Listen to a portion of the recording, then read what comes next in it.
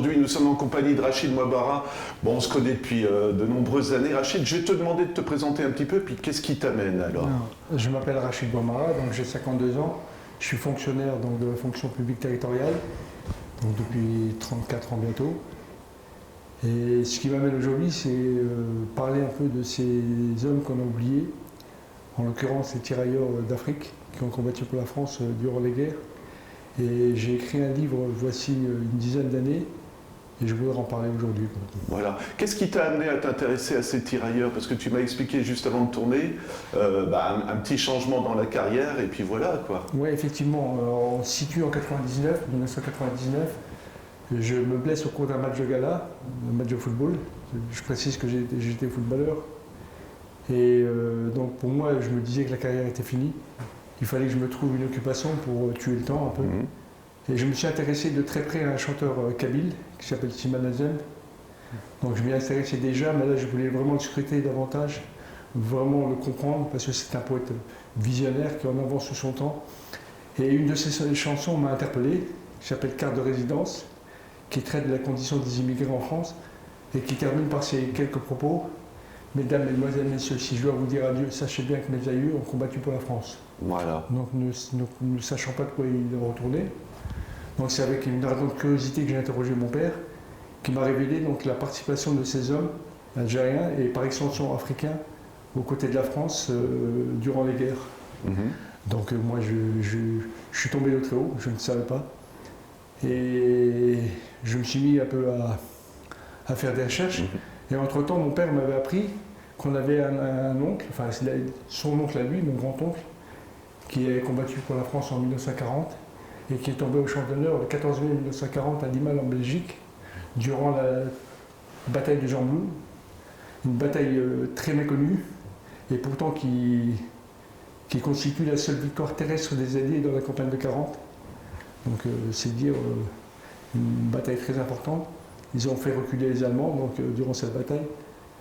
Et donc à partir de là, je me suis intéressé donc, à l'histoire de ces hommes qu'on a oubliés, disons-le. Et ça m'a ouvert les portes d'une très grande aventure et qui commence donc durant les combats du Second Empire, donc jusqu'à la guerre d'Indochine, en passant par les deux guerres mondiales. Voilà, ça impliquait quoi? Tu as fait des recherches un peu partout alors? Énormément. Et des déplacements? Et effectivement. Donc, je me suis déplacé un peu partout. J'ai sillonné un peu toutes les nécropoles, les musées. Un travail titanesque. Je parle dans la quantité, qui s'avérera très énorme. Mais au vu du résultat, j'en suis vraiment satisfait. Donc c'est un travail de plusieurs années de recherche qui est abouti par un livre qui s'appelle Le silence tiraillé. Pourquoi le silence tiraillé? Parce que c'est un jeu de mots en fait. Tiraillé vient du terme tirailleur qui désigne tirer ailleurs. Alors moi, je n'ai pas voulu tirer ailleurs, j'ai choisi ma cible, c'est ce silence. D'où le silence tiraillé. Rachid, une fois qu'on a écrit un livre comme ça, qu'est-ce qu'on en fait? On va le présenter justement, comme tu disais, à des associations, des choses comme ça. Quel est le retour que tu as eu du public? Ouais, j'ai animé pas mal de conférences à partir des années de 2009-2010. Donc j'ai fait un break puisque j'ai écrit d'autres livres, mais dont 5 livres sur ma commune de Longuillon, donc le 5e est en cours. J'ai écrit 3 livres sur le foot dans la région et un livre sur les expériences de mort imminente. Mais je voudrais revenir sur ce livre sur les tirailleurs parce que le sujet est trop important. Je pense qu'aujourd'hui la République a un devoir de mémoire, transmettre aux générations futures, aux générations actuelles, donc l'héroïsme et le sacrifice de ces hommes-là pour le vivre ensemble. Je pense que c'est important, c'est une démarche qui revêt pour moi un caractère de très haute importance. Voilà. Documents photos, si je me souviens, tu m'avais montré ton livre, il y a des photos qui sont impressionnantes, qui ont été prises dans la région et on n'en a pas conscience. Quoi. Absolument. Des photos qu'ont bien voulu me confier des musées, des personnes concernées. Et voilà, quoi. Donc ça a été un travail très pénible, de très longue haleine, mais ô combien enrichissant. J'en suis aujourd'hui très, très content.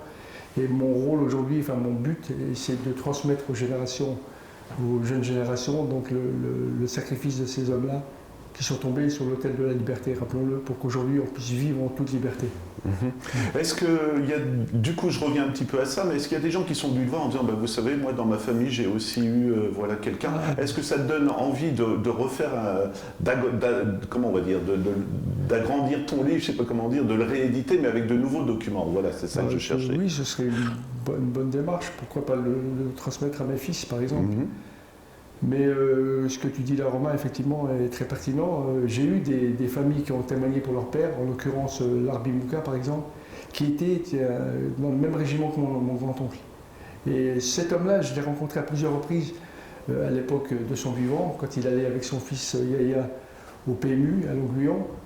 Je n'imaginais pas que cet homme-là avait combattu, je ne le savais pas. Donc, et je l'ai su seulement après sa mort. Je nourris des regrets. Parce que je pense qu'on aurait pu parler de sa carrière militaire, enfin de son parcours pendant la guerre. Et peut-être qu'il connaissait mon oncle, mon grand-oncle.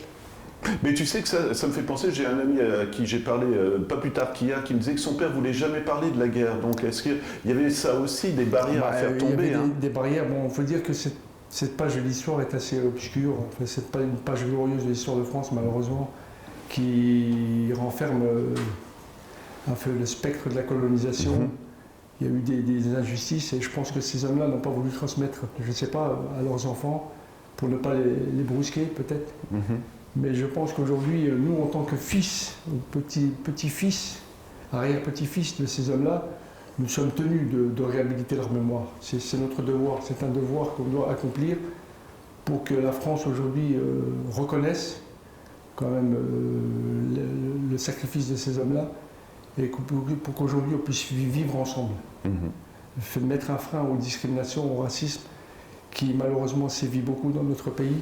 La France est un super pays, je suis très fier d'être français. La France n'est pas un pays raciste, mais il y a du racisme dans la France, une nuance. Et c'est ce que l'on veut combattre. Est-ce que tu avais un sentiment de devoir accompli une fois que tu as terminé ce livre? Oui, eh bien, effectivement, j'avais un sentiment de satisfaction, n'ayons pas peur de le dire. Mais je me sens un peu esselé. J'en appelle aux jeunes issus d'immigration notamment, qui ne me suivent pas malheureusement. J'ai animé quelques conférences, enfin plusieurs conférences, pardon, et j'ai vu que trop peu de jeunes issus d'immigration, hormis cette association franco-berbère de Drancy qui était venue en masse à Verdun voici plusieurs années, qui m'avait fait très plaisir. Et j'ai trouvé des jeunes qui étaient très attentifs, très intéressés, très inspirés par cette histoire. Et je voudrais que tous les jeunes issus d'immigration, qu'elles soient marocaines, algériennes, tunisiennes, sénégalaises ou autres, s'investissent dans ce devoir de mémoire. Voilà. Ça sera ma dernière question, Rachid. Comment on peut trouver ton livre et puis peut-être comment on peut te contacter si on veut t'aider aussi dans tes recherches? Alors mon livre, en fait, il a été réédité depuis 2017 par les éditions Publishroom, que vous pouvez donc avoir directement sur le net, sur Internet, en tapant sur Google donc Publishroom, et le silencieux raillé Rachid Bouamara, donc vous tomberez directement sur le livre et les conditions de vente, d'achat. Avant de conclure, je pense que tu voulais rendre 2 hommages, je te laisse la parole. En fait, je voulais rendre hommage à ma mère qui nous a quittés le 23 août dernier, donc à l'âge de 79 ans. Et elle était très fière de ce premier ouvrage. D'ailleurs, elle avait tenu à l'acheter. Je voulais lui offrir pour l'occasion. Elle m'a dit non, je veux montrer l'exemple pour t'encourager. Je vais acheter ce livre. Donc voilà, ma mère qui m'a tant encouragé aussi pendant mes recherches. Elle était toujours derrière moi à me stimuler. Elle est partie dans l'autre monde. Et puis, je voulais aussi préciser que j'avais tourné dans un film, en tant que figurant bien sûr. C'était Les âmes d'argile de Mourad Boussif. Et j'ai eu ce grand plaisir, ce grand honneur de jouer aux côtés d'Abdel Kishi, qui est très connu dans le monde du cinéma, puisqu'il a tourné dans pas mal de films avec Van Damme. Donc un homme d'une gentillesse phénoménale, une modestie sans pareil. Voilà, je voudrais terminer juste par quelques mots pour revenir un peu sur ce chantre de la poésie berbère, qu'est Slimane Azem. Je voudrais que aussi les gens s'intéressent à cet homme-là, parce que c'est un poète qui était visionnaire, qui était en avance sur son temps. D'ailleurs, lorsque j'ai du temps, je prends ma guitare, je chante un peu ces chansons, je reprends un peu ces chansons qui datent depuis plus de 60 ans, mais qui continuent aujourd'hui à t'influencer, à faire parler de la... Mais on se croirait aujourd'hui, quoi. Ce qui chantait comme la carte de résidence, qui était valable pour les immigrés algériens à l'époque, est valable aussi pour leurs enfants qui sont français maintenant. Voilà, donc un grand chanteur. C'est mon poète adulé, c'est mon poète préféré avec Balavoine. Donc ce sont deux personnages, deux personnalités que j'ai mis en avant dans mon livre parce qu'ils m'ont beaucoup inspiré. Voilà.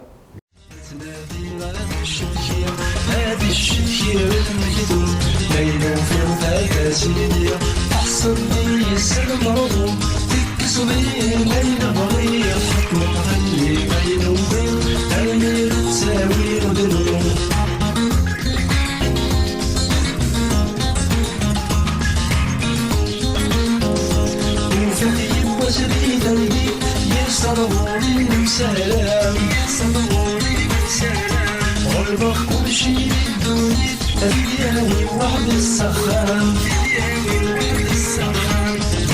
دون تامني بين قريب ديال الطعام دون تامني بين قريب ديال الطعام نتمادي هذا الشيء